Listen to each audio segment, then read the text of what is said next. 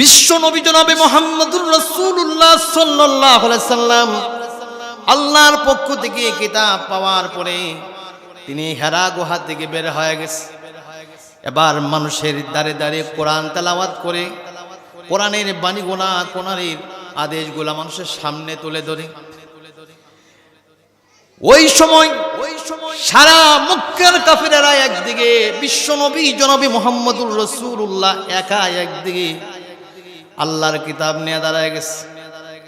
বলা হয় কোরআন প্রচার করতে গিয়ে যত প্রকার সহযোগিতা লাগে আবু তালেবের পক্ষ থেকে বিশ্ব নবীকে আবু তালেব নিজে সহযোগিতা করেছে। সুবহানাল্লাহ জুড়ে বলেন।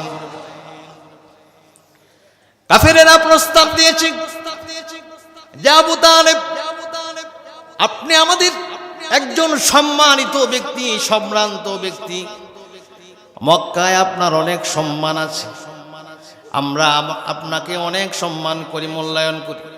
ও আবু তালেব, আপনার দিকে তাকায়া আপনার বাতিজা মুহাম্মদকে কিছু বলতে পারি না। তবে এবার শুনুন, আমাদের পিঠ দেওয়ালে লেগে গেছে, আর সম্ভব না, হয় আপনার বাতিজাকে থামান, আর না হয় যদি না থামাতে পারেন আপনার বাতিজাকে আমাদের হাতে উঠায়া দেন। আবু তালেব রাসূলকে ডাক দিয়ে বলে, বাতিজা, মক্কার কাফিরেরা আমাকে এই প্রস্তাব দিয়েছে, হয় তোমাকে কোরআনের দাওয়াত থেকে বিরত রাখা, আর না হয় তোমাকে তাদের হাতে উঠায়া দেন। রাসূল ডাক দিয়ে বলে, চাচা আপনি কি বলেছেন? আবু তালেব বলে, আমি কিছুই বলি নাই। বিশ্ব নবী বলে, চাচা শুনেন, এবার আমাকে যেটা দেওয়া সম্ভব, যা দেওয়া সম্ভব না, অর্থাৎ আমার এক হাতে যদি চাঁদ আর এক হাতে যদি সূর্য এনে দেন, এটাও যদি সম্ভব হয়, আমি যে আল্লাহর বাণী পৌঁছানো মানুষের দ্বারে দ্বারে এক মুহূর্তের জন্য আমি বিরত থাকতে পারবো না। সুবহানাল্লাহ জুড়ে বলেন। এবার আপনারা একটু চিন্তা করুন তো, যে ব্যক্তি দ্বীন প্রচারের জন্য এত সহযোগিতা করেছে, আর আল্লাহর নবীর সাথে দীর্ঘ 40 বছরের সম্পর্ক, আল্লাহর রাসূলকে চেনার আর বাকি নাই, সেই ব্যক্তি পর্যন্ত হেদায়েত পায় নাই। মৃত্যুর সময় আল্লাহর রাসূল যখন শুনলেন তার চাচা মৃত্যুর শয্যায় অবতার, আল্লাহর রাসূল দৌড়ে গেলেন। বিশ্ব নবীজি রাসূলের চাচার মৃত্যুর সংবাদ শুনে, মৃত্যুর শয্যায় শুয়ে আছে এই কথাটা শুনে নবীজি আর থাকতে পারলেন না, দৌড়ায় চাচার কাছে গেছে। সাথে একজন সাথী নিয়ে গেলেন। সাথী নিয়ে যায় আবু তালেবের কাছে গিয়ে বলতেছে, চাচা, সারাটা জীবন কোরআনের বাণী মানুষের দ্বারে দ্বারে পৌঁছানোর জন্য আপনার যে সহযোগিতা রয়েছে, ও আমার চাচা, মৃত্যুর সময় আপনি অন্তত আপনি এই শব্দটা বলেন, লা ইলাহা ইল্লাল্লাহ, এতটুক পড়েন, মুহাম্মাদুর রাসূলুল্লাহ বলা লাগবে না, বাকিটা আমি বুঝে নিব। মৃত্যুর সময় আবু তালেব এইভাবে বিশ্ব নবী তার চাচাকে দাওয়াত দিচ্ছিলেন, কিন্তু পাশেই শয়তান বসা আবু জাহেল ডাক দে বলে, আবু তালেব, এইবার যদি তুমি কালেমা পড়ে মুসলমান হয়ে যাও, মুসলমান হয়ে যাওয়ার পরে মৃত্যুর পরে মক্কাবাসীরা অলিতে গলিতে আলোচনা করবে যে আবু তালেব সারা জীবন কালেমা পড়ে নাই, মৃত্যুর আগে জাহান্নামের আগুনের বয়ে কালিমা পইরা মারা গেছে। আবু জাহেল শয়তান তার ভাইকে নসিহত করতেছে। আবু তালেব ডাক দিয়ে বলে যে, বাতিজা আমার, আমি আমার ধর্মের উপরেই মৃত্যুবরণ করলাম, কালিমা পড়তে পারলাম না, মুসলমান হইলাম না, এই অবস্থায় মারা গেছে। একজন সাহাবী বলতেছে, ইয়া রাসূলুল্লাহ, মৃত্যুর সময় আবু তালেব আপনার চাচাকে আমি দেখছি ঠোঁটগুলা লড়ালড়ি করতে, আমার মনে হয় আবু তালেব কালিমা পড়ে মারা গেছে। বিশ্ব নবী বলেন, আমি আমার নিজের কানে শুনে নাই আমার চাচা কালিমা পড়েছে, সুতরাং এটা গ্রহণযোগ্য না। আবু তালেব দুনিয়া থেকে চলে গেছে। চলে যাবার পর বিশ্ব নবীজি বলেন, আমি আমার চাচার জন্য মরে যাক, তারপরে দোয়া করে যাব। আল্লাহ রাব্বুল আলামিন এই অবস্থায় আয়াত নাযিল করে দিলেন। আল্লাহ পাক ডাক দিয়ে বলেন, ইন্নাকা লা তাহদি মান আহবাবতা ওয়ালাকিন্নাল্লাহা ইয়াহদি মান ইয়াশা। আল্লাহ পাক বলেন, ও আমার হাবিব, ইন্নাকা লা তাহদি, নিশ্চয় আপনি যাকে পছন্দ করেন তাকে হেদায়েত দিতে পারবেন না। ওয়ালাকিন্নাল্লাহা ইয়াহদি মান ইয়াশা, আমি আল্লাহ যাকে ভালোবাসি তাকেই হেদায়েত দান করি। আপনার পছন্দ হবে না, আমি যাকে ভালোবাসি তাকেই হেদায়েতের মতো দৌলত দান করি। সুবহানাল্লাহ, জোরে বলেন। আপনি আমি বলতে পারি যে আনা মুসলমান, আনা মুসলিম, আমি একজন মুসলমান, গর্ব করে বলতে পারি। কারণ হলো এই পৃথিবীতে হাজার হাজার ধর্ম চলে। গবেষণা করে দেখা গেল প্রায় 4000-এর উপরে ধর্ম আছে এই পৃথিবীতে। বর্তমান পৃথিবীতে কয় হাজার ধর্ম চলে? 4000-এর উপরে। কিন্তু আল্লাহ রাব্বুল আলামিন বলেন, ইন্নাদ-দীনা ইনদাল্লাহিল ইসলাম। 4000 না, 4000 কোটি ধর্ম যদি দুনিয়ায় চলে, আমি আল্লাহর কাছে একমাত্র মনোনীত ধর্ম হলো ইসলাম। জুড়ে বলেন সুবহানাল্লাহ। আল্লাহ পাক অন্য আয়াতে বলে দিয়েছেন যে এই পৃথিবীতে 4000 কোটি ধর্ম যদি চলে, 4000 না কোটি যদি চলে, আমি আল্লাহর কাছে একটা ধর্ম চলবে, সেটার নাম কি? জোরে বলেন। সেটার নাম ইসলাম। অন্য আয়াতে আল্লাহ পাক বলেন, ইসলাম ধর্ম ছাড়া যে অন্য কোনো ধর্ম আল্লাহর কাছে গ্রহণযোগ্য না। আল্লাহ পাক এই কথাটা অন্য আয়াতে বলেছেন। আল্লাহ পাক বলেন, ওয়ামাই ইয়াবতাগি গায়রাল ইসলামি দীনা ফালাই ইউকবালা মিনহু ওয়া হুয়া ফিল আখিরাতি মিনাল খাসিরিন। আল্লাহ পাক পৃথিবীর সকল মানুষদেরকে ডাক দিয়ে বলতেছে, ও পৃথিবীর মানুষেরা, তোমরা শোনো, ইসলাম ধর্ম ছাড়া অন্য যত ধর্মের অনুসারীরা আছে তোমরা শোনো, ইসলাম ধর্ম ছাড়া যদি মৃত্যুর পর আমার কাছে অন্য কোনো ধর্ম নিয়ে আসো, আমি আল্লাহ তাআলা ওই ধর্মগুলাকে কশিনকালেও গ্রহণ করব না। নাউজুবিল্লাহ, জুড়ে বলেন। এই কয়েক মিনিটের কথা অন্তত আমরা এটা তো বুঝতে পারলাম, আল্লাহর কাছে একমাত্র মনোনীত ধর্ম ইসলাম। ইসলাম ধর্ম ছাড়া আর কোনো ধর্ম গ্রহণযোগ্য। জোরে বলেন। কিন্তু দুঃখের বিষয় হলো আমাদের কিছু সুশীল সমাজ আছে, টিভির পর্দায়, বিভিন্ন চ্যানেলের পর্দায় বৈশা বৈশা বড় বড় লেকচার। গত কয়েকদিন আগে আমি দেখলাম টিভির পর্দায় বৈশা বিভিন্ন চ্যানেলে বৈশা বক্তব্য দেয়, কথা বলে যে এই পৃথিবীতে যত ধর্ম আছে সব ধর্মই আল্লাহ নিজে বানায়া তারপরে তৈরি করছে। আল্লাহ ধর্ম বানাইছে। নাউজুবিল্লাহ বলবেন না।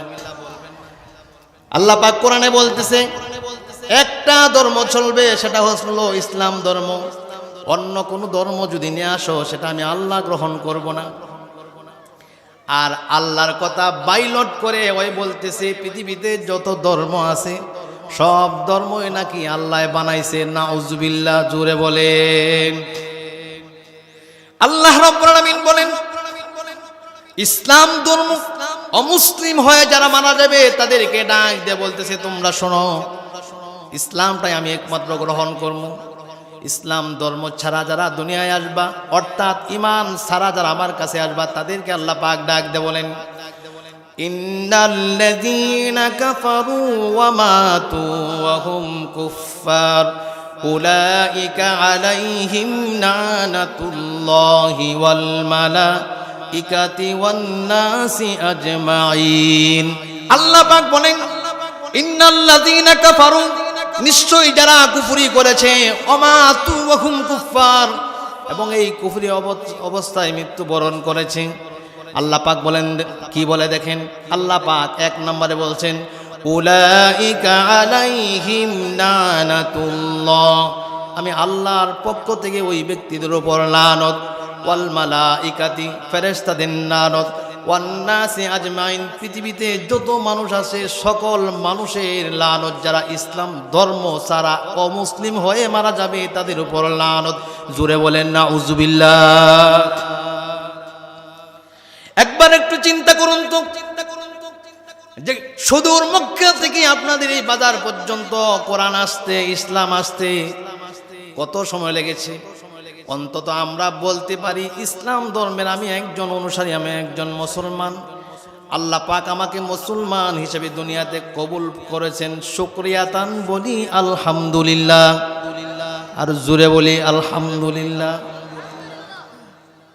আমি আপনাদের সামনে কোরআনুল কারীমের একটা সূরা, সূরাতু আলী ইমরান, সেই সূরা থেকে একটা আয়াত আপনাদের সামনে তেলাওয়াত করেছি।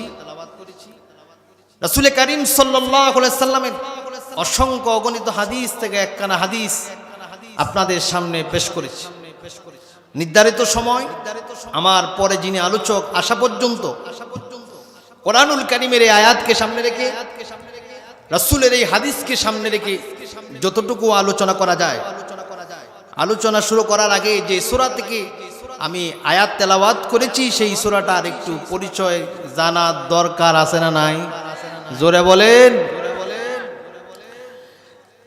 কোরআনুল কারীমে যত বড় বড় সূরা আছে, সবচেয়ে বড় সূরা হচ্ছে সূরাতুল বাকারা। কোরআনুল কারীমে সূরা আছে 114টা। কোরআনুল কারীমে সূরা আছে কয়টা? 114। এর মধ্যে বড় সূরা আছে, ছোট সূরা আছে। সবচেয়ে বড় সূরা সেটা হচ্ছে সূরাতুল বাকারা। সূরাতুল ফাতিহার পরেই সূরাতুল বাকারা, প্রায় 286 আয়াত। আমি যে সূরা আয়াত তেলাওয়াত করেছি সেই সূরাটা বড় সূরার মধ্যে দ্বিতীয় নম্বরে আছে সূরাতুল বাকারার পরে। এই সূরার আয়াতের সংখ্যা হচ্ছে 200। সূরাতু আলী ইমরানের আয়াতের সংখ্যা কত? সবাই বলেন। 200 আয়াত, বৃহৎ লম্বা সূরা। সূরাটা হচ্ছে মাদানী সূরা। বিশ্ব নবী জনাব মুহাম্মদুর রাসূলুল্লাহ সাল্লাল্লাহু আলাইহি সাল্লাম বলেন 200 আয়াতের সূরা। এর তরজমা কেউ বুঝুক আর না বুঝুক, এর ব্যাখ্যা বুঝে আসুক আর না আসুক, কেউ যদি শুদ্ধ করে সূরাত আলী ইমরান একবার করে তেলাওয়াত করে, বিশ্ব নবী বলেন একবার তেলাওয়াত করার কারণে এই সূরার মধ্যে যতগুলা হরফ আছে প্রত্যেকটা হরফের বিনিময়ে আল্লাহ পাক 10টা করে নেকি দেয়া দিবেন। সুবহানাল্লাহ জোরে বলেন। আমি আপনাদের সামনে তেলাওয়াত করেছি সূরাতুল ইমরানের 31তম আয়াত। আল্লাহ পাক বলেন কুল ইন কুনতুম তুহিব্বুনাল্লাহ ফাত্তাবিউনি ইউহিব্বুকুমুল্লাহ ওয়া ইয়াগফির লাকুম যুনুবাকুম ওয়াল্লাহু গফুরুর রহিম। আল্লাহ পাক বলেন নবী আপনি বলুন ইন কুনতুম তুহিব্বুনাল্লাহ, ও নবী পৃথিবীর মানুষদেরকে আপনি বলে দেন কেউ যদি আমাকে ভালোবাসতে চায়, আমি আল্লাহকে ভালোবাসে কেউ যদি দাবি করতে চায়, তাহলে আপনি বলে দেন ফাত্তাবিউনি, আপনার অনুসরণ করতে, আপনার অনুসরণের মাধ্যমে যদি কেউ আমাকে ভালোবাসে তাহলে আমি আল্লাহ তাদের ভালোবাসা গ্রহণ করব। সুবহানাল্লাহ জুড়ে বলেন। এই আয়াতটা নাজিল হলো কেন? আল্লাহ পাক সূরাতুল ইমরানের 31তম আয়াত কেন দিলেন, কেন নাজিল করলেন, এর একটা প্রেক্ষাপট আছে, এর একটা সুন্দর ঘটনা আছে। আল্লাহর নবী বিশ্ব নবী জনাবে মুহাম্মদুর রাসূলুল্লাহ যখন মক্কায় একা কোরআন নিয়ে দাঁড়ায় গেলেন, কোরআনের দাওয়াত নিয়ে দাঁড়ায় গেলেন, দাওয়াত দিচ্ছেন। ইহুদিদের একটা দল, খ্রিস্টানদের একটা দল। এখন আপনাদেরকে আমি বলছি এই কথাটা যে আল্লাহ পাক সূরাতুল ইমরানের 31তম আয়াত, কততম আয়াত? জোরে বলেন। 31তম। এই সূরাতুল ইমরানের 31তম আয়াত আল্লাহ পাক কেন দিলেন তার হাবিবকে? 1400 বছর আগে জিবরাইলের মাধ্যমে কেন নাজিল করলেন এর একটা প্রেক্ষাপট ঘটনা আছে। আল্লাহর নবী যখন কোরআন এর তেলাওয়াত বাজারে ঘাটে রাস্তায় যেখানেই কাফেরদের মজমা সেখানেই গিয়ে কোরআন তেলাওয়াত, রাস্তাঘাটে অর্থাৎ কোরআনের বাণী ওই সময় যত জায়গায় পৌঁছানোর দরকার তত জায়গায় গিয়ে তেলাওয়াত এবং কোরআনের হুকুম আহকাম তাদের সামনে গিয়ে বলা। রাসূল দাওয়াত দিচ্ছেন, এটা কাফেরদের সহ্য হয় না। আল্লাহর নবী কোরআনের বাণীগুলা ওদের সামনে সামনে তুলে ধরেছেন। ওরা বলে, ইহুদিদের একটা দল বলে যে মুহাম্মদ আপনি যে কোরআনের দাওয়াত দিচ্ছেন, কোরআনের মাধ্যমে যে আল্লাহর পরিচয় বহন করেছেন, যে আল্লাহর পরিচয় দিচ্ছেন, যেই মালিকের কথা বলতেছেন সেই আল্লাহর সাথে আমাদের একটা সম্পর্ক আছে, আল্লাহরও আমাদের সাথে একটা সম্পর্ক আছে, অর্থাৎ আমাদের সম্পর্ক আছে আল্লাহরও সম্পর্ক আছে। এটা হলো ইহুদিদের এক দলের দাবি। কয় দলের দাবি? আরেক দল হলো খ্রিস্টান বিধর্মী। ওরাও বলতেছে মুহাম্মদ আপনি যে মালিকের কথা বলেন, যে আল্লাহর দাওয়াত দিচ্ছেন, আপনি আমাদেরকে দাওয়াত পৌঁছাচ্ছেন। খ্রিস্টানের এক দল বলে মুহাম্মদ সেই আল্লাহর সাথে আমাদের একটা সম্পর্ক আছে, আল্লাহরও আমাদের সাথে সম্পর্ক আছে, সুতরাং কোরআনের দাওয়াত দেওয়ার দরকার নাই। নাউজুবিল্লাহ কি বাড়ি গিয়ে বলবেন? একদল ইহুদি একদল খ্রিস্টান, মুঠ হইল কয় দল? জুড়ে বলেন। একদল ইহুদির দাবি যে তোমার আল্লাহর পরিচয় বহন দেওয়ার দরকার নাই, আমাদের আল্লাহর সাথে একটা সম্পর্ক আছে, আল্লাহরও আমাদের সাথে সম্পর্ক আছে। একদল খ্রিস্টানের দাবি মুহাম্মদ কোরআনের মাধ্যমে আল্লাহর পরিচয় আমাদের দরকার নাই, আল্লাহর সাথে আমাদের সম্পর্ক, আল্লাহরও আমাদের সাথে সম্পর্ক। দুই দলের দাবি। কয় দলের দাবি? তাদের দাবি আল্লাহর সাথে তাদের সম্পর্ক। আল্লাহ রাব্বুল আলামিন এই ইহুদি একদল আর খ্রিস্টান একদলের এই কথার জবাব দেওয়ার জন্য আল্লাহ পাক সূরা আলে ইমরানের 31তম আয়াত আল্লাহ পাক নাজিল করে দিলেন। আল্লাহ পাক বলেন, কুল ইন কুনতুম তুহিব্বুনাল্লাহ, নবী আপনি বলুন, ওরা যে বলছে ওদের সম্পর্ক আমার সাথে আছে, ওদের কথাটা মিথ্যা প্রমাণ করার জন্য আপনাকে সূরা আলে ইমরানের 31তম আয়াত দিয়া ওদের কথার, ইহুদিদের খ্রিস্টানদের কথার জবাব দেয়া দিলাম। সুবহানাল্লাহ জুড়ে বলেন। এদের কথা দলিলও আছে, কারণ পৃথিবীতে এই যে হাজার হাজার ধর্ম, কত ধর্ম? সবাই বলেন হাজার হাজার। আমরা কোরআন হাদিস গবেষণা করে দেখলাম এই যে হাজার হাজার ধর্ম চলে, সব ধর্ম, অধিকাংশ ধর্ম ওরা কোনো না কোনো ভাবে আল্লাহকে মানে। কি করে? যত ধর্ম আছে, হিন্দুদেরকে যদি আপনি প্রশ্ন করুন যে 33 কোটি দেবতা, তার পূজা করো কেন, আল্লাহকে মানো না কেন, ওরা বলবে 33 কোটি দেবতা আমরা মানি না, কারণ যে দেবতার সামনে অনেক রকম খাবার রাখার পরে ওই খাবারটা যদি আইসা কুকুর খাওয়া শুরু করে, যেই দেবতা তার খাবার রক্ষা করতে পারে না, সেই দেবতা আমাদেরকে সাহায্য করতে পারে না, এটা আমরা জানি। 2 নম্বর হলো যে 33 কোটি দেবতার ইবাদত করি, সেই দেবতা কুকুরে খাবার খায়, সেটা তো রক্ষা করবে দূরের কথা, ওই দেবতাগুলার নাকের ডকায় বৈশা যদি একটা ছোট্ট মাছি আল্লাহর মাখলুক পায়খানা করে, ওই মাছিটা সরানোর যোগ্যতা ওই দেবতাদের কি? জোরে বলেন। ওটা ওরা বালা বুঝে। হিন্দুরা বলে আমরা ওদেরকে খোদা মানি না, কারণ হলো 33 কোটি দেবতার ইবাদত করি, একটা আমাদেরকে বৃষ্টি দে, একটা আমাদেরকে ধান দে, খাবার দে, আর একটা আমাদেরকে আলু দে, এইভাবে আমরা খোদা বানাইছি। কিন্তু একমাত্র সৃষ্টিকর্তা হলো আল্লাহ রব্বুল আলামিন। আল্লাহকে আমরা মানি। আপনারা আমার এই কথা বিশ্বাস করবেন না আমি জানি না, জানি, তবে ওরা যে আল্লাহকে মানে কোরআনের দুইটা আয়াত আপনাদেরকে আমি বলছি শুনুন। আল্লাহ পাক বলেন, হে মুহাম্মদ সাল্লাল্লাহু আলাইহি সাল্লাম, ওরা যে আমি আল্লাহকে আল্লাহ মানে এর প্রমাণ এই যে সূরাতুল আনকাবুতের 61তম আয়াত। আল্লাহ পাক বলেন, ওয়ালা ইন সাআলতাহুম মান খালাকাস সামাওয়াতি ওয়াল আরদ ওয়া সাখখারাশ শামসা ওয়াল কমার লা ইয়াকুলুন্নাল্লাহ।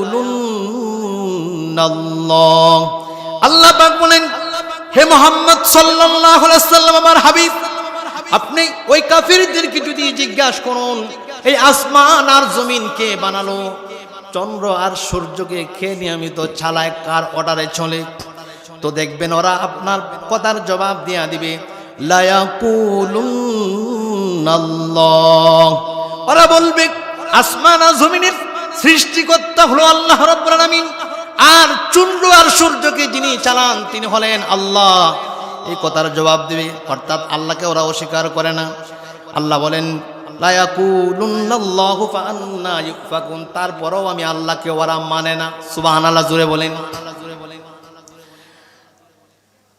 হিন্দু ধর্মরা যে আল্লাহকে স্বীকার করে, এই সূরাতুল আনকাবুতের আরেকটা আয়াতে আপনাদেরকে শোনাই, সম্ভবত এটা 63তম আয়াত সূরাতুল আনকাবুতের।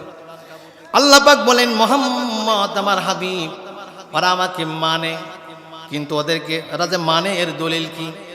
আল্লাহ পাক বলেন, আনতাকুম মান নাযালা মিনাস সামা'i মাআন ফাআহইয়া বিহিল আরদা মিন বাদি মাউতিহা লা ইয়াকুলুন্নাল্লাহ।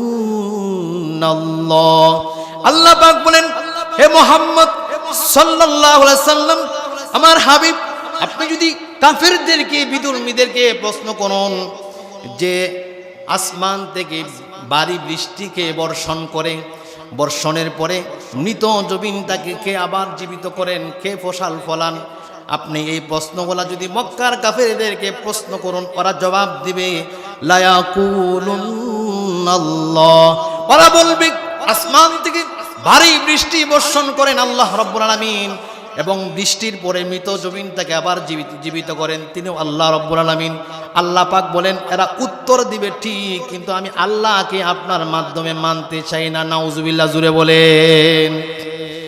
এই দুইটা আয়াত আপনাদেরকে শোনালাম যে পৃথিবীর যত ধর্ম আছে এর অধিকাংশ ধর্ম ওরা আল্লাহকে কোনো না কোনো ভাবে স্বীকার করে, মানে, কিন্তু যেইভাবে মানার দরকার আল্লাহকে সেইভাবে মানে না, আল্লাহর নবীকে নবী মানে না।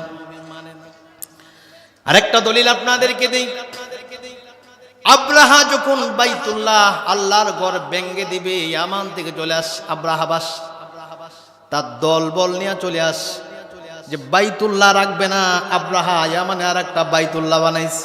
নাউজুবিল্লাহ জোরে বলেন। আব্রাহার চিন্তাধারা হলো পৃথিবীর সকল মানুষ মক্কায় চলে যায়, বাইতুল্লাহ যায়, তোয়াফ করে। আল্লাহর দুশমন ইয়ামান থেকে ইয়ামানে আরেকটা বাইতুল্লাহ বানাইছে। তার কথা হলো মক্কায় যাওয়া লাগবে না, এবার থেকে ইয়ামান আইসা বাইতুল্লাহ এসা হজ কর।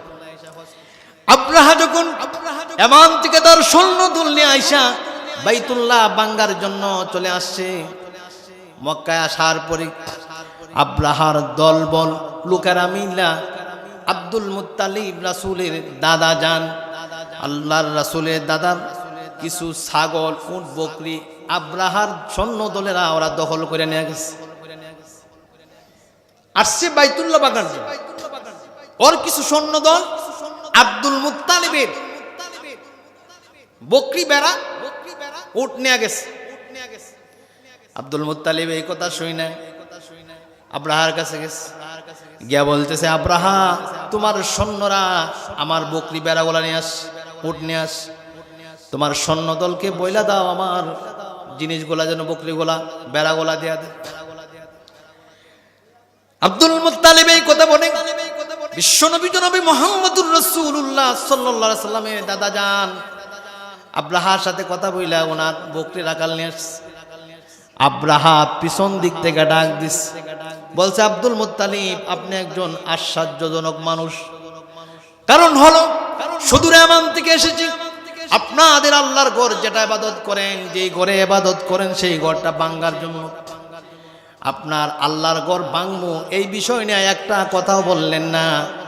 আপনার জিনিসপত্র বকরি নেওয়ার জন্য, বেড়া নেওয়ার জন্য চলে আসছেন, আমরা তো আশ্চর্য মানুষ।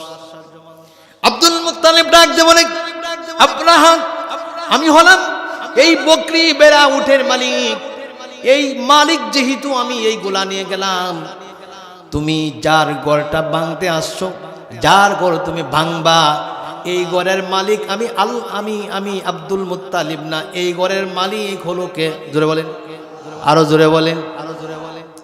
আব্দুল মুত্তালিব বলে, যার ঘর ভাঙতে এসেছো তিনি তোমাকে দেখতেছেন, সেই ঘর রক্ষা করার দায়িত্ব আল্লাহ রাব্বুল আলামিন নিজেই দায়িত্ব নিজের হাতে উঠায় নিছেন। সুবহানাল্লাহ, জোরে বলেন। এই কথা বলে আব্দুল মুত্তালিব বাইতুল্লাহর কাছে চলে এসেছেন। বাইতুল্লাহর ওয়াল দইরা, চাদর গোলা দইরা ইচ্ছা মতো কান্নাকাটি করছে। আব্দুল মুত্তালিব বলে, ও আমার মালিক, আমি ছিলাম উটের মালিক, বেড়ার মালিক, এইগুলা নিয়ে আসলাম। আব্রাহা আপনার ঘরটা ভাঙতে আসছে, মালিক এই ঘরের মালিক হলেন আপনি, ও মালিক, সুতরাং এই ঘর রক্ষা করার দায়িত্ব আপনার, মালিক আপনার ঘরটা আপনি রক্ষা করুন। সুবহানাল্লাহ, জুড়ে বলেন। আল্লাহ পাক এমন ভাবে আল্লাহর ঘরটাকে রক্ষা করেছেন, আর আল্লাহ পাক এই ঘটনাকে সূরাতুল ফিলে তুলে দিলেন। আল্লাহ পাক বলেন, আলাম তারা কাইফা ফাআলা রাব্বুকা বিআসহাবিল ফিল আলাম ইয়াজআল কাইদাহুম ফি তাদলিল। আল্লাহ পাক তার ঘরকে রক্ষা করলেন। শুধু ঘরকে রক্ষা করেছেন তা না, আল্লাহ পাক এই ঘটনাকে উল্লেখ করে সূরাতুল ফিল ছোট্ট একটা সূরা নাজিল কইরা দিয়া কিয়ামত পর্যন্ত আল্লাহ পাক এই ঘটনাকে স্মরণ করে দিলেন, আমাদের জন্য স্মরণীয় করে রাখলেন। সুবহানাল্লাহ, জুড়ে বলেন। আমি বলতেছিলাম যে কাফেররাও যে আল্লাহকে মানে এর দলিল তো আল্লাহ পাক বললেন যে হাবিব, পৃথিবীর সকল ধর্মের মানুষেরাই কোনো না কোনো ভাবে আমাকে মানে। মন গড়া মানলেই হবে না, পৃথিবীর সকল মানুষই, অধিকাংশ মানুষই আমাকে ভালোবাসে। একমাত্র যারা নাস্তিক, যারা আখিরাত বিশ্বাস করে না, নাস্তিক মানে হলো যারা আল্লাহর অস্তিত্বই বিশ্বাস করে না, তারা বাদে যত ধর্ম আছে অধিকাংশ ধর্ম কোনো না কোনো ভাবে আমি আল্লাহকে মানে। এই মানাটা হলো তাদের মন গড়া, এই মন গড়া মানা আমার হবে না, আপনার তরিকা মতো মানতে হবে। সুবহানাল্লাহ, জুড়ে বলেন। আল্লাহকে ভালোবাসে না এমন মানুষ পৃথিবীতে খুব খুব কমে আছে। এর বাস্তব প্রমাণ হলো, দেখেন, শুধু ভালোবাসলে হবে না, আল্লাহর রাসূলকেও কিন্তু ভালোবাসতো। আবু তালেব, আবু লাহাব কেমন ভালোবাসত? আল্লাহর রাসূল যখন দুনিয়ায় আসলেন, রাসূল পৃথিবীতে আসার পরে জন্মের এই খবরটা, সুসংবাদটা আবু লাহাবকে, একজন সুয়াইবা নামক বাদী আবু লাহাবকে সংবাদটা দিচ্ছে। সুয়াইবা নামক বাদী আল্লাহর রাসূল এর জন্মের সংবাদটা আবু লাহাবকে শোনাইছে। বলছে, আবু লাহাব, আপনার ভাই আব্দুল্লাহ, সেই আব্দুল্লাহর ঘরে একজন ফুটফুটে বাচ্চা পৃথিবীতে আসছে, সংবাদটা আপনাকে দিলাম।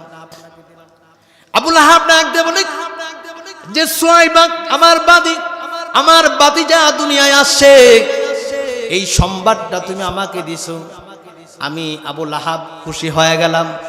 আমি খুশি হইয়া এই যে আমার হাতের আঙ্গুল আছে, হাতের আঙ্গুল দ্বারা তোমাকে আমি মুক্ত করে দিলাম। আজকে থেকে আমার বাদিনা, তুমি মুক্ত। সুবহানাল্লাহ, জোরে বলেন। মৃত্যুর পর আবু লাহাবকে জিজ্ঞেস করা হলো যে, আবু লাহাব, আল্লাহ পাক তোমার সাথে কি আচরণ করেছেন? আবু লাহাব বলে, আমার তো জাহান্নামের ফয়সালা হয়ে গেছে, জাহান্নামে। তবে প্রত্যেক সোমবার সারা সপ্তাহ জাহান্নামের শাস্তি ভোগ করার পর প্রত্যেক সোমবার যখন আসে, আমার এই যে আঙ্গুলটা আছে, এই আঙ্গুলের মাথা থেকে একটু পানি আসে, পানিটা আমি পান করি আর একটু নিজে নিজে অনুতপ্ত শান্তি অনুভব করি। সুবহানাল্লাহ, জোরে বলেন। তার মানে হলো আবু লাহাব তার ভাতিজার জন্মে এবং ভাতিজার প্রতি কত ভালোবাসা ছিল যে ভাতিজার জন্মে খুশি হয়ে ভাতিজাকে আঙ্গুল দিয়ে ইশারা দেয়া ভাতিজার খুশিতে বাদীকে মুক্ত করে দিছে। এবার আবু তালেবেরটা শুনুন। আবু তালেব দীর্ঘদিন আল্লাহর রাসূলের কি করেছে, যে লালন পালন করেছে। সম্পর্ক তো শুরুতেই বলেছি 40 বছরের সম্পর্ক, কিন্তু দেখেন আবু লাহাবের ভালোবাসা, আবু তালেবের ভালোবাসা তাদেরকে জাহান্নাম থেকে মুক্তি দিতে পারে নাই, ওরা কিন্তু জাহান্নামী। পক্ষান্তরে দেখেন আমার আয়াতের আলোচনা হলো এই দুইজনের ভালোবাসা একদিকে রাখুন, আর হযরত উমরের ভালোবাসা আল্লাহর রাসূলের প্রতি দেখেন কেমন ভালোবাসা। আল্লাহর রাসূল যখন ইন্তেকাল করেছেন, দুনিয়া থেকে বিদায় নিয়ে গেছে, মক্কার মধ্যে মদিনার মধ্যে খবর চলে গেছে রাসূল দুনিয়ায় নাই। হযরত উমর রাদিয়াল্লাহু তাআলা তিনি তরবারি বের করেছেন যে কেউ যদি বলো বিশ্ব নবীজি দুনিয়ায় নাই, তাহলে এই যে আমার হাতে তরবারি, উমরের হাতে তরবারি, একবারে তরবারি দেয়া মাথাটা শরীর থেকে গর্দানটাকে আলাদা করে দিব। তার মানে হলো হযরত উমর আল্লাহর রাসূলের মৃত্যুর সংবাদটা শুনতে চান না। তিনি বলতেছেন কেউ যদি বলো মারা গেছে, আমি তার মাথা আলাদা করে দিব। বিশ্বনবী জনাবে মুহাম্মদুর রাসূলুল্লাহ সাল্লাল্লাহু আলাইহি সাল্লামকে আবু বকরের ভালোবাসাটা দেখুন। আবু বকর মৃত্যুর আগে তার অবস্থাটা এমন হয়েছিল, হযরতে সাইয়্যিদিনা আবু বকর আল্লাহর রাসূল দুনিয়ায় নাই এই কথাটা মাঝে মাঝে বলতেন, আর বড় বড় নিঃশ্বাস নিতেন। ইতিহাসবিদ লিখেছেন, হাদিসের কিতাবের মধ্যে লিখেছেন আবু বকর এই যে মাঝে মাঝে জুড়ে নিঃশ্বাস নিতেন আর বলতেন আল্লাহর রাসূল দুনিয়ায় নাই। এই কথাটা বলতে বলতে আফসোস করতে করতে আবু বকরের কলিজা পর্যন্ত পুড়ে গেছে। সুবহানাল্লাহ, জুড়ে বলেন। এই তিনটা ঘটনা দিয়ে আপনাদেরকে আমি একটা কথা বোঝাতে চাই যে ইহুদিরা যে বলল আল্লাহকে ভালোবাসে, কাফেররা যে বলে আল্লাহকে ভালোবাসে, এদের মন গড়া ভালোবাসা। আরেক দিক থেকে সাহাবীদের ভালোবাসা। হযরত সাইয়্যিদিনা বেলাল রাদিয়াল্লাহু তাআলা আনহু তিনি যখন দেখলেন আল্লাহর রাসূল দুনিয়ায় নাই, বেলাল বলে যে দেশে যে এলাকায় বিশ্ব নবী নাই আমি সেই এলাকায় থাকবো না। বেলাল নবীজি দুনিয়ায় নাই এই যন্ত্রণায় তিনি মদিনা ছেড়ে অন্য দেশে চলে গেছে। সুবহানাল্লাহ, জোরে বলেন। সাইয়্যিদিনা বেলাল বলে যে আযান দিলে আমার আযানে ইমামতি করতেন বিশ্বনবী জনাবে মুহাম্মদুর রাসূলুল্লাহ সাল্লাল্লাহু আলাইহি সাল্লাম। আমি যখন ফজরের আযান দিতাম, ফজরের আযানের পরে বিশ্বনবী ঘুমাতেন। জামাতের 5 মিনিট আগে, অল্প কিছুক্ষণ আগে আমি বেলাল গিয়া বিশ্বনবীকে ডাইকে আইনা ফজরের নামাজের ইমামতি করাইতাম। এখন আযান দিলে ফজরের পরে বিশ্বনবী বার ঘুমাবে না, নবীকে গিয়ে আর ডাইকে আনতে পারবো না। যে দেশে নবী নাই এই দেশে আমি আর থাকবো না। হযরত বেলাল এই কথা বলে মদিনা ছেড়ে তিনি সম্ভবত ইয়ামানে চলে গেছেন, বলেন আর থাকবোই না। সুবহানাল্লাহ, জোরে বলেন। এই কয়েকটা ঘটনা আপনাদেরকে এই জন্য বললাম, বিশ্বনবী জনাবে মুহাম্মদুর রাসূলুল্লাহর উপর যে আয়াতটা নাজিল হয়েছে কি জন্য? কাফেররা দাবি করেছে যে আমরা আল্লাহকে ভালোবাসি, এবং আল্লাহর ভালোবাসার নিদর্শন হিসেবে আল্লাহ পাক কয়েকটা আয়াত নাজিল করেছেন। তাদের এই মন গড়া ভালোবাসা আল্লাহ পাক গ্রহণ করবেন না। আল্লাহ পাক বলেন, পৃথিবীর মানুষেরা তোমরা যদি আমি আল্লাহকে ভালোবাসতে চাও, মহব্বত করতে চাও, সূরা আল ইমরানের 31তম আয়াত আমি আল্লাহ পাক দিয়ে দিস। আল্লাহ পাক বলেন, কুল ইন কুনতুম তুহিব্বুনাল্লাহ ফাত্তাবিউনি ইউহিব্বুকুমুল্লাহ।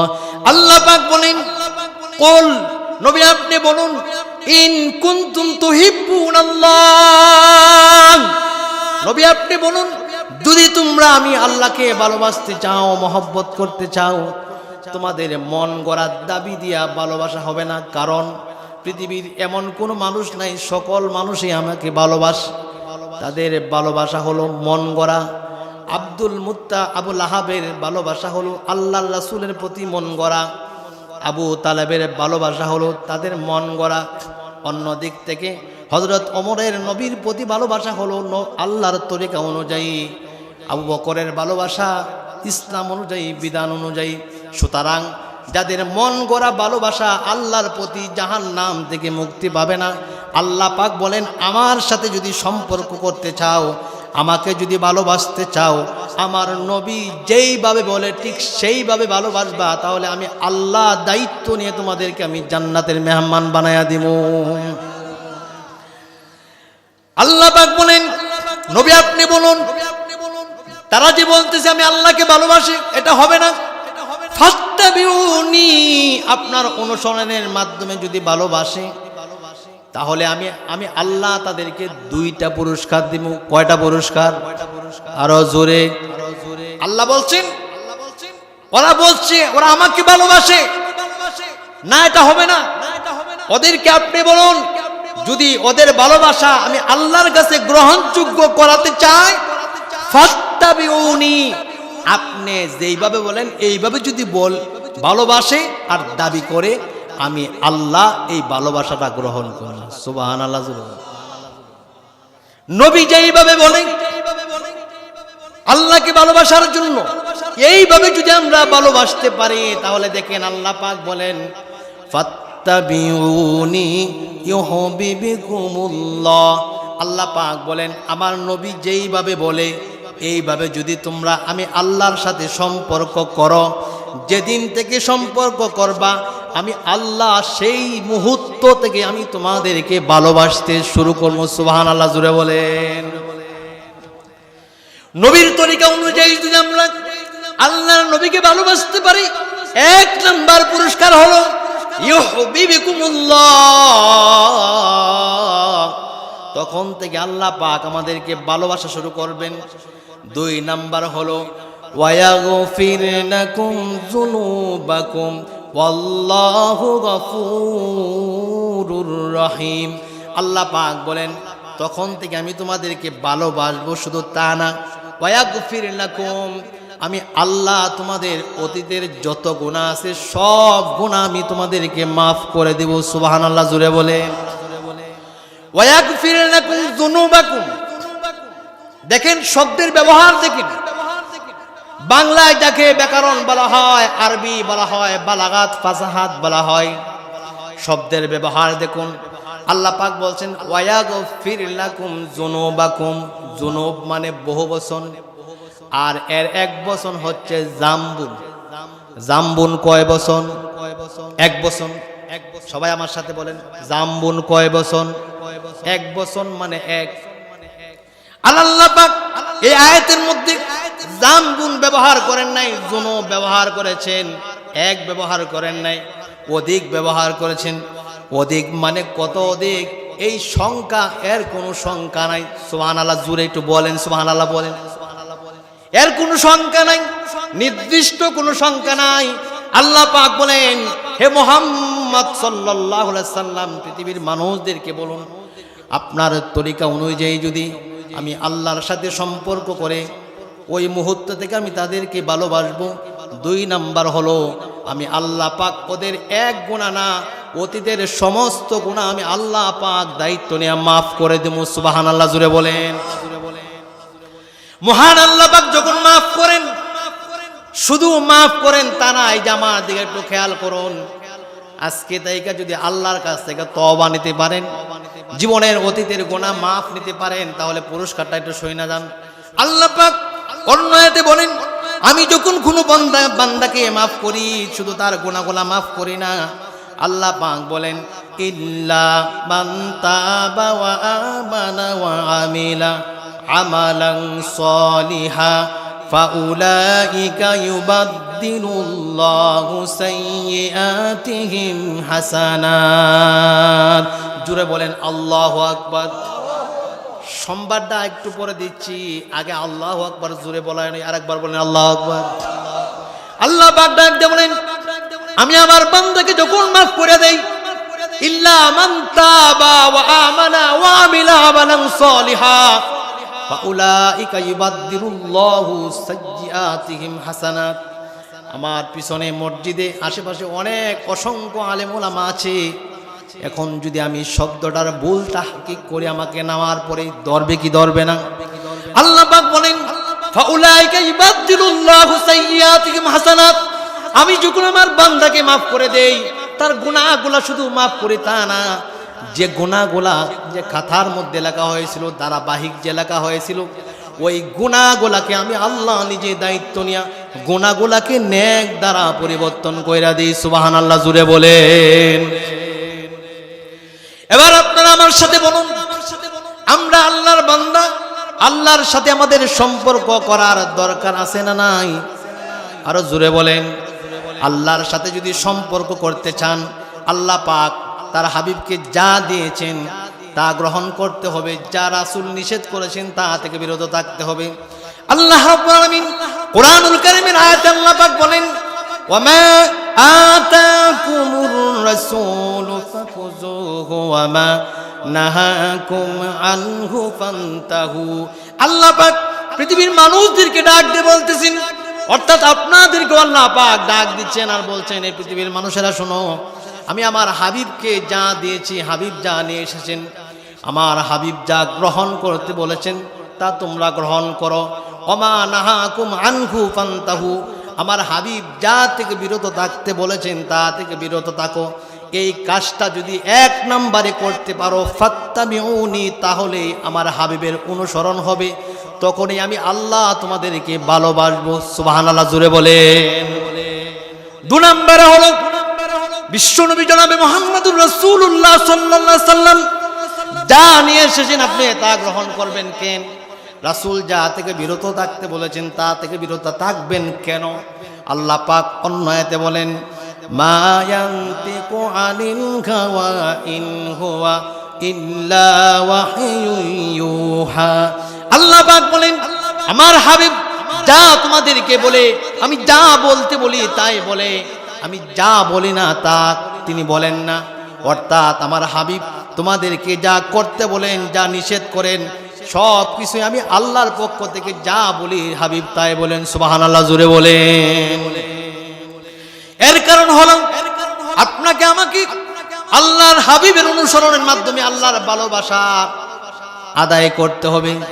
আদায় যদি না করতে পারি, আপনার আমার জন্য সামনের যে একটা সময় আছে, তো ওই সময়টার মতো কঠিন সময় পার করতে হবে। যদি প্রস্তুতি না নেই তাহলে কিন্তু অবস্থা ভালো হবে না, খারাপ হবে। বিশ্বনবী জনাবে মুহাম্মদুর রাসূলুল্লাহ তিনি বলেন আমার একজন উম্মতের 99টা আমল তার সামনে ছেড়ে দেওয়া হবে। আখিরাতের কথাটা বলে তারপরে আমার আলোচনা শেষের দিকে নিয়ে আসবো, আমার সময় হয়তো শেষ।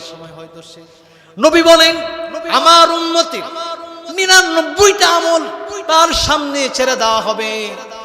রাসূল বলেন এক একটা আমল কত লম্বা হবে? বিশ্ব নবী বলেন আমার এই উম্মতের আমল নামা যখন সামনে ছেড়ে দেওয়া হবে, এক একটা আমলের দূরত্ব হবে, লম্বা হবে, চোখের দৃষ্টি যত দূর যায় তত লম্বা এক একটা আমল নামা তার সামনে ছেড়ে দেওয়া হবে। কয়টা আমল নামা? কয়টা? 99টা।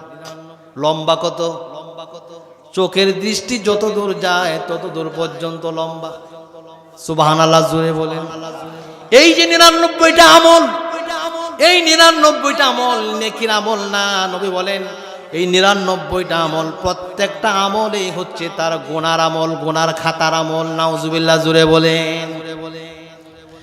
আল্লাহ পাক যখন ওই নবী বলেন আমার বান্দা, আমার উম্মতের যখন এই আমলগুলা ছেড়ে দেওয়া হবে, আমার উম্মত পেরেশান হয়ে যাবে, পাগল হয়ে যাবে। কারণ সামনে আর কেউ না, তিনি হলেন আমার আল্লাহ। জোরে বলেন তিনি কে? আল্লাহ। বান্দা পেরেশান হয়ে যাবে, আর দেখবে ওখানে তো মিথ্যা কথা বলার সুযোগ নাই। আল্লাহ পাক ডাক দিয়ে বলবেন বান্দারে এই যে 99টা আমল এত দীর্ঘ লম্বা, এক একটা আমল প্রায় চোখের দৃষ্টি সমপরিমাণ লম্বা। এই যে আমলগুলা দেখো, আমার ফেরেশতারা যে তোমার নামে আমলগুলা লেখছে, আমলনামাগুলা লেখছে, গুনাহগুলা যে লেখছেন, এর মধ্যে আমার ফেরেশতারা লিখতে গিয়ে কোনো ভুল করছেন কিনা? আল্লাহ পাক জিজ্ঞেস করবেন, এই যে বান্দা দেখো 99টা আমল তোমার সামনে ছেড়ে দেওয়া হলো, একটু তোমার চোখটা ঘোরায় দেখো, তোমার দৃষ্টিটা ঘোরাও, আমার ফেরেশতারা লিখতে গিয়ে কোনো ভুল করছে কিনা। তুমি এমন কাজ করো নাই, গুনাহ করো নাই, কিন্তু না করার পরেও লেখছে, এমন গুনাহ আছে কিনা দেখো একটু। সুবহানাল্লাহ বলবেন না? একটু চোখ ঘুরায় দেখো। বান্দা চোখ ঘুরায় দেখবে যে উনি দেখবে যে ওই ছোট সময় ফুটবল খেলতে গিয়ে একটা মিথ্যা কথা বলছিলাম, খেলাধুলা করতে গিয়ে এমনি এমনি এটা মিথ্যা কথা বলছিলাম, এর একটাও বাকি নাই, সবগুলা এখানে লেখা আছে, অস্বীকার করার সুযোগ নাই। বান্দা পেরেশান হয়ে যাবে, আর ডাকতে বলবি আজকে তো পার হওয়ার কোনো সুযোগ নাই। 99টা আমল নামা আমার সামনে ছেড়ে দেওয়া হলো, প্রত্যেকটা বদামল গুনার আমল। আল্লাহ পাক তখন এই ডাক দিয়ে বলবেন, বান্দারে আমি তোমার এমন মালিক, আমি তোমার এমন আল্লাহ, আমি তোমার এমন খোদা যে আমি শুধু তোমার গুনাহগুলা একত্রিত করেছি তা না, আমি তোমার নেক আমল গুলাও আমি আল্লাহ তাআলা সংরক্ষণ করেছি। সুবহানাল্লাহ জুড়ে বলে। আল্লাহ পাক এই কথা বলার পর ওই বান্দার 99টা আমল আল্লাহ পাক এক পাল্লায় রেখে দিবেন, আর এক পাল্লায় যে বান্দার যতগুলা আমল আছে এর একটা আমল হচ্ছে কালিমা আশহাদু আল্লা ইলাহা ইল্লাল্লাহু ওয়া আশহাদু আন্না মুহাম্মাদান আবদুহু ওয়া রাসূলুহু। পড়তে পারেন না? পড়তে পারেন না? সবাই আমার সাথে পড়েন, আশহাদু আল্লা ইলাহা ইল্লাল্লাহু ওয়াহদাহু লা শারীকা লাহু ওয়া আশহাদু আন্না মুহাম্মাদান আবদুহু ওয়া রাসূলুহু। আল্লাহ পাক ডাক দিয়ে বলেন, বান্দা আমি তোমার নেক আমলগুলাও এক সংরক্ষণ করেছি, এর মধ্য থেকে যে তোমার কালেমা শাহাদাত 99টা আমল নামা এক পাল্লায় থাকবে, আর শুধু কালেমা শাহাদাতের আমলটা এক পাল্লায়। নবী বলেন আমার বান্দার ওই নেক আমলের পাল্লাটা এত ভারী হবে 99টা আমল নামা তোলার মতো হালকা হয়ে যাবে। নূহ আলাইহিস সালাম মৃত্যুবরণ করার সময়, মৃত্যুবরণ করার আগে তার সন্তানদেরকে ডাকলেন। নূহ আলাইহিস সালাম নবী সন্তানদেরকে ডাক দিয়ে বলতেছে, ও সন্তানেরা, আমি তোমাদেরকে যতগুলা নসিহত করলাম এর মধ্য থেকে একটা নসিহত হলো কালিমা লা ইলাহা ইল্লাল্লাহ বেশি বেশি পাঠ করবা। সুবহানাল্লাহ জোরে বলেন, একজন নবীর কথা। সন্তানেরা জিজ্ঞেস করলো, বাবা অনেকগুলা নসিহত করেছেন, তবে কালিমা লা ইলাহা ইল্লাল্লাহ বেশি পড়মু কেন? নূহ আলাইহিস সালাম বলেন, ও আমার সন্তানেরা শোনো, কালিমা লা ইলাহা ইল্লাল্লাহ মালিকের কাছে এত দামি, এত দামি। এই কালিমাটা যদি এক পাল্লায় রাখা হয়, আর এক পাল্লায় যদি 7 আসমান 7 জমিন যদি এক পাল্লায় রাখা হয়, নূহ আলাইহিস সালাম বলেন কালিমার পাল্লাটা ভারী হবে, 7 আসমান 7 জমিনের পাল্লাটা হালকা হয়ে যাবে। আজকে আমার আলোচনার মূল বিষয় হলো পরকালের জন্য প্রস্তুতি নেওয়া, আর আল্লাহর সাথে যিনি আমাদের মালিক, সেই মালিকের সাথে আমাদের একটা সম্পর্ক করা। আমরা যদি আল্লাহর সাথে সম্পর্ক করতে পারি, এই সম্পর্কটা করার মাধ্যম হলো একটা, সেটা হলো নবীর অনুসরণ। কার অনুসরণ? আল্লাহর সাথে সম্পর্ক করার আর কোনো রাস্তা নাই। আল্লাহর নবীর সাথে সম্পর্ক করার মাধ্যম হচ্ছে একটা। কয়টা? জোরে বলেন কয়টা? সেটা হলো ফাত্তাবিউনি, নবীর অনুসরণ। আল্লাহ পাক যেন আমাদের সকলকে আল্লাহর ভালোবাসা এবং সেই ভালোবাসা অর্জন করার মাধ্যম হলো নবীর অনুসরণ। কার অনুসরণ? নবীর অনুসরণ। সেই অনুসরণের মাধ্যমে যেন আমরা ভালোবাসা অর্জন করতে পারি, আল্লাহর সাথে সম্পর্ক করতে পারি। সেই আয়াত নাজিল করছে কাফেরদের 2 দলের কথার জবাব দেওয়ার জন্য, আর পৃথিবীর সকল মানুষদেরকে, কিয়ামত পর্যন্ত আনেওয়ালা মানুষদেরকে আল্লাহর সাথে কিভাবে সম্পর্ক করা, সূরাত আলী ইমরানে এই শিক্ষাটা দিলেন। আমরা শিক্ষা গ্রহণ করতে রাজি আছি না? আছি না? কেমনে বোঝাম? কেমনে বোঝাম? আহারে, এই বছর ঢাকা শহরে আমরা যে কোন দিকে যাচ্ছি, এই বছর ঢাকা শহরে, গত বছর, বিগত 5 বছর ধরে যা শুরু হয়েছে ঢাকা শহরে, পহিলা নববর্ষ, পহিলা জানুয়ারি পালন করবে ঢাকা শহরে। কোন শহরে? জোরে বলেন। এই বছর যেটা, গত বছর যেটা হয়েছে, এই পহিলা জানুয়ারি পালন করতে গিয়ে সারা বাংলাদেশে 4টা ছোট ছোট ছোট বাচ্চা দুনিয়া থেকে বিদায় নিয়ে গেছে। নাউজুবিল্লাহ বলেন, জোরে বলেন নাউজুবিল্লাহ।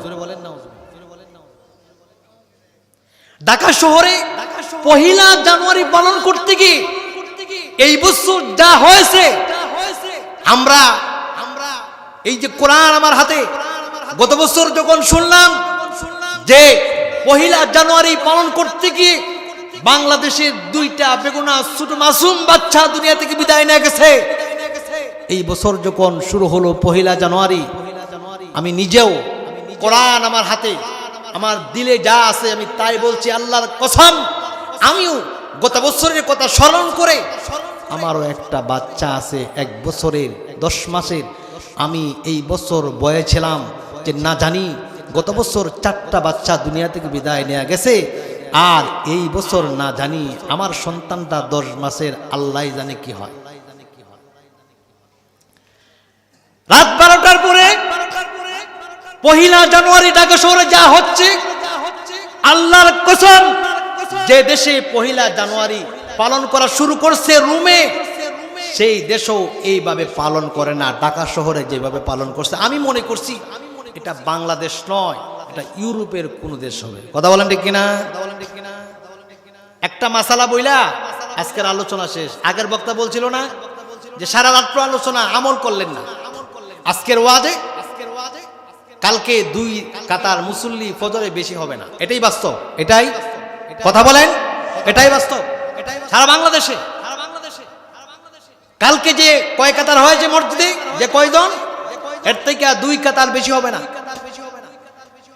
আপনি আমি মুসলমান, পহিলা জানুয়ারি কোথা থেকে আসলো ওইটা পালন করার আগে মুসলমান হিসাবে এটা জানার দরকার ছিল, যেটা আমার নবীর সুন্নতের তরিকার মধ্যে আছে কি আছে না জানার দরকার ছিল, ছিল কিনা? জোরে বলেন। এই পহিলা জানুয়ারি রোমেরা শুরু করেছে। রোম ওই সময়, এখন বর্তমানে আমেরিকা যেমন সুপার পাওয়ার, সারা পৃথিবী ছেলে মুসলমান বাদে সুপার পাওয়ার, ওই সময় পহিলা জানুয়ারি যারা শুরু করছে, ওই সময় রোমরা ছিল সবচেয়ে সুপার পাওয়ার। ওরা যত খোদার ইবাদত করত, এর থেকে একটা খোদা ছিল জানুস নামক খোদা। কি খোদা? আমার সাথে একটু কথা বলেন, একটা মাসআলা জানা। ওই রোমেরা পহিলা জানুয়ারি বছরের শুরুর উপলক্ষে রোমেরা তাদের ওই জানুস নামক খোদাকে খুশি করার জন্য পহিলা জানুয়ারি তারা উৎসব শুরু করছে। ওখান থেকে শুরু। এই জানুয়ারি যে নামটা রাখা হলো, আমি এর গবেষণা করে দেখেছি, এই জানুসকে স্মরণ করে এই জানুয়ারির মাসে জানুয়ারি নাম করা হয়েছে। জানুস নামক খোদা, যে খোদার মাথা হচ্ছে 2টা। জানুস, আপনারা যারা গুগল ঘাটেন আজকে আপনারা চার্জ দিবেন, যে ইউ লেখা জানুস নাম লেখা জানুস চার্জ দিবেন, দেখবেন জানুস নামক খোদা চলে আসছে 2 মাথা। রোমেরা এই জানুস নামক খোদা 2 মাথা খোদার ইবাদত করত। ওই পহিলা জানুয়ারিতে রাত 12টা বাজার আগে, 12টা বাজার আগে জানুস নামক যে খোদার 2 মাথা, পিছনের মাথা দেয়া যায়, ওরা বলতো ও জানুস নামক খোদা, বিগত 1 বছর যা করেছি, ভুল ত্রুটি যা হয়েছে, আমাদেরকে ক্ষমা দৃষ্টিতে দেখেন। 12টা বাজার আগে, 12টা বাজার রাত 12টা বাজার আগে জানুস নামক খোদার 2 মাথা, পিছনের মাথা দিয়া গিয়া বলতো বিগত যা হয়েছে মাফ করে দেন। এরপরে 12টা বাজার পরে জানুস নামক খোদার যে সামনের মাথাটা আছে, সামনের মাথায় গিয়া সকলেই ওরা সেজদা দিয়া বলতো, জানুস নামক খোদা, আমরা আপনার গোলাম, সামনের যে বছর আসতেছে ওই বছরটা আমাদের জন্য কল্যাণকর করেন। এই ইবাদত কি মুসলমানের না অমুসলিমদের? সবাই কথা বলেন, এই ইবাদতটা মুসলমানদের না অমুসলিমদের? জানুস নামক থেকে জানুয়ারি নাম করা হলো, রোমরা ওই সময়টা পালন করত। আমার আজকের আয়াতে কিন্তু এটা আলোচনা আছে যে আল্লাহর নবীর অনুসরণ যদি করতে চান তাহলে আপনি পহিলা জানুয়ারি পালন করতে পারবেন না। মাসালাটা যেটা বলতেছিলাম, এশার নামাজের পরে আপনি যদি এই রাতে তাহাজ্জুদ পড়তে চান, এই রাতে তাহাজ্জুদ পড়তে গিয়ে যদি আপনার স্ত্রীর ঘুমের ডিস্টার্ব হয়, অথবা আপনার সাথে যে ঘুমায় আছে আপনি তাহাজ্জুদ পড়বেন, তাহাজ্জুদ পড়তে গিয়ে যদি ওর ঘুমের ডিস্টার্ব হয়, এমন তাহাজ্জুদ আপনার জন্য অনুমতি নাই, তাহাজ্জুদ পড়া হারাম। রাতের বেলা আল্লাহর ইবাদত করবেন, কোরআন তেলাওয়াত করবেন। রাতের বেলা কোরআন তেলাওয়াত করতে গিয়ে যদি কারো ঘুমের ডিস্টার্ব হয়, ঘুমের সমস্যা হবে, আপনার পাশে আপনার স্ত্রী ঘুমায় আছে, আপনার স্ত্রীর যদি ঘুমের ডিস্টার্ব হয়, আপনার জন্য কোরআন তেলাওয়াত করা জায়েজ নাই, কোরআন তেলাওয়াত করা হারাম। যেই মাসআলাটা আপনাদেরকে বলতেছিলাম সেটা হলো এই বিধর্মীদের কাছ থেকে আসা জানুস নামক খোদাকে খুশি করার জন্য বিধর্মীদের কাছ থেকে এই রোগ ছিল রুমে, এই রোগ ছড়াইতে বাংলাদেশে ঢুকছে। আমি একটা খবর নিলাম, 5 তলা একটা বিল্ডিং এর ছাদের উপরে আমাকে জিনিস নিজে শোনাইছে, আজকের রাতে এই রাতটা পালন করতে গিয়া প্রায় 5 থেকে 6 লক্ষ টাকা খরচ করছে। নাউজুবিল্লাহ, জুড়ে বলে। মাসালাটা বলতেছিলাম, ঘুমের ডিস্টার্ব হয় এই জন্য আপনি তাহাজ্জুদ পড়তে পারবেন না, আপনি দূরে সরে গিয়ে পড়তে হবে, ঘুমের ডিস্টার্ব করতে পারবেন না। ঘুমের ডিস্টার্ব হয় আপনি কোরআন তেলাওয়াত করতে পারবেন না, এমন জায়গায় গিয়ে তেলাওয়াত করেন ঘুমের ডিস্টার্ব হয় না। তবে এবার শুনুন, এই জানুস নামক অমুসলিমদের কাছ থেকে একটা রীতি চলে আসা, অমুসলিমদের যেটা নবীর তরিকার মধ্যে নাই, এই কাজটা যে করেছেন আপনি 2টা কবিরা গুনাহ করেছেন। 1 নাম্বার হলো অমুসলিমদের অনুসরণ করেছেন, 2 নাম্বার হলো রাতের বেলা অসংখ্য মুসলমানের ঘুম নষ্ট করেছেন। দুনিয়ায় আপনার কোনো জবাব দেওয়া লাগবে না, কিয়ামতের ময়দানে আল্লাহর কাঠগড়ায় আপনাকে জবাব দিতে হবে। 1 নাম্বার হলো জানুস নামক খোদার অনুসরণ করেছেন, অমুসলিমদের অনুসরণ করেছেন।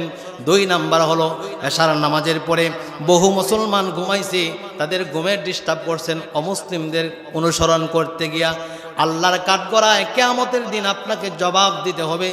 2-3 নাম্বার হলো আল্লাহর নবী বলেন, মান তাশাব্বাহা বিকওমিন ফাহুয়া মিনহুম। আল্লাহর নবী বলেন যে যার সাথে যার সম্পর্ক, যার সাথে যার আচরণ মিলে যাবে, বিশ্ব নবী জনাবে মুহাম্মদুর রাসূলুল্লাহ বলেন তার সাথেই তার হাসর হবে। নাউজুবিল্লাহ, জুড়ে বলেন। যে কথাগুলো বললাম, আল্লাহ পাক আমাদের সকলকে আমল করার, বিশ্ব নবীজির অনুসরণ করার, অনুসরণের মাধ্যমে আল্লাহর ভালোবাসার অর্জন করার, আল্লাহর নবীর তরিকা চলার তৌফিক যেন দান করেন। একবার জোরে বলেন আমিন।